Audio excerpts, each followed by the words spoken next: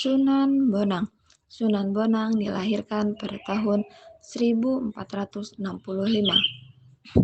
dengan nama Raden Maulana Makdum Ibrahim. Dia adalah putra Sunan Ampel dan Nyai Ageng Manila. Bonang adalah sebuah desa di Kabupaten Rembang. Sunan Bonang wafat pada tahun 1525 Masehi dan saat ini makam aslinya berada di kota Tuban. Lokasi makam Sunan Bonang ada dua, karena konon saat dia meninggal, kabar wafatnya dia sampai pada seorang muridnya yang berasal dari Madura. Sang murid sangat mengagumi dia sampai ingin membawa jenazah dia ke Madura. Namun, murid tersebut tak dapat membawanya dan hanya dapat membawa kain kafan dan pakaian-pakaian dia. Setelah melewati Tuban, ada seorang murid Sunan Bonang yang berasal dari Tuban yang mendengar ada murid dari Madura yang membawa jenazah Sunan Bonang. Mereka memperebutkannya. Di kota Tuban, setiap tahunnya diadakan peringatan Haul Sunan Bonang yang dilaksanakan malam Jumat Wage di bulan Muharram atau Syura. Dalam hal pendidikan, Sunan Bonang belajar pengetahuan dan ilmu agama dari ayahandanya sendiri, yaitu Sunan Ampel.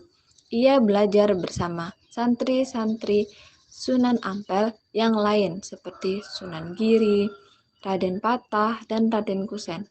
Selain dari Sunan Ampel, Sunan Bonang juga menuntut ilmu kepada Syekh Maulana Ishak, yaitu sewaktu bersama-sama Raden Paku Sunan Giri ke Malaka dalam perjalanan haji ke Tanah Suci. Sunan Bonang dikenal sebagai seorang penyebar Islam yang menguasai ilmu fikih, usuluddin, tasawuf, seni, sastra, arsitektur, dan ilmu silat dengan kesaktian dan kedigdayaan menakjubkan. Bahkan, masyarakat mengenal Sunan Bonang sebagai seorang yang sangat pandai mencari tempat air di tempat-tempat yang sulit air. Babat Daha, Kediri menggambarkan bagaimana Sunan Bonang dengan pengetahuannya yang luar biasa bisa mengubah aliran sungai berantas, sehingga menjadikan daerah yang enggan menerima dakwah Islam di sepanjang aliran sungai menjadi kekurangan air. Bahkan, sebagian yang mengalami banjir sepanjang perdebatan dengan tokoh Buto Locaya yang selalu mengecam tindakan dakwah Sunan Bonang. Terlihat sekali bahwa tokoh Buto Locaya itu tidak kuasa menghadapi kesaktian yang dimiliki Sunan Bonang. Demikian juga dengan tokoh Nyai Pluncing, yang kiranya seorang Bairawi penerus ajaran ilmu hitam calon arang yang dapat dikalahkan oleh Sunan Bonang. Sunan Bonang banyak mengubah sastra berbentuk suluk atau tembang tamsil, antara lain suluk Wijil yang dipengaruhi kitab Al-Sidik karya Abu Sa'id Al-Khair. Sunan Bonang juga mengubah tembang Tambaati dari bahasa Jawa berarti penyembuh jiwa, yang kini masih sering dinyanyikan orang.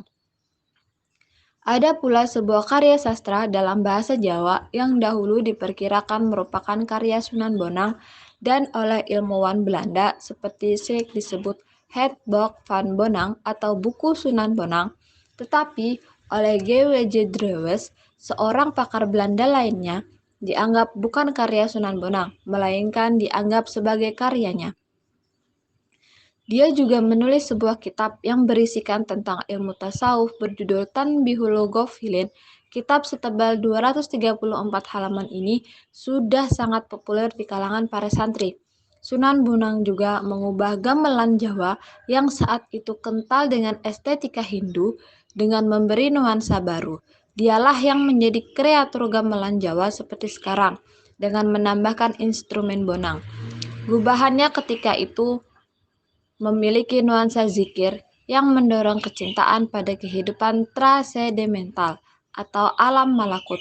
Tembang Tombo Ati adalah salah satu karya Sunan Bonang. Dalam pentas pewayangan, Sunan Bonang adalah dalang yang piawai membius penontonnya. Kegemarannya adalah mengubah lakon dan memasukkan tafsir-tafsir khas Islam. Kisah perseteruan Pandawa dan Kurawa. Sunan Bonang juga terkenal dalam hal ilmu kebatinannya. Ia mengembangkan ilmu zikir yang berasal dari Rasulullah Shallallahu Alaihi Wasallam. Kemudian dia kombinasi dengan keseimbangan pernapasan yang disebut dengan rahasia Alif Lam Mim, yang artinya hanya Allah Subhanahu wa Ta'ala yang tahu. Sunan Bonang juga menciptakan gerakan-gerakan fisik atau jurus yang dia ambil dari seni bentuk huruf hijaiyah yang berjumlah 28 huruf dimulai dari huruf alif dan diakhiri dengan huruf ya.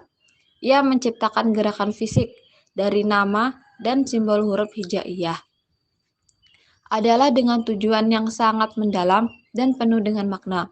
Secara awam, penulis artikan yaitu mengajak murid-muridnya untuk menghafal huruf-huruf hijaiyah dan nantinya setelah mencapai tingkatnya diharuskan bisa baca dan memahami isi Al-Quran.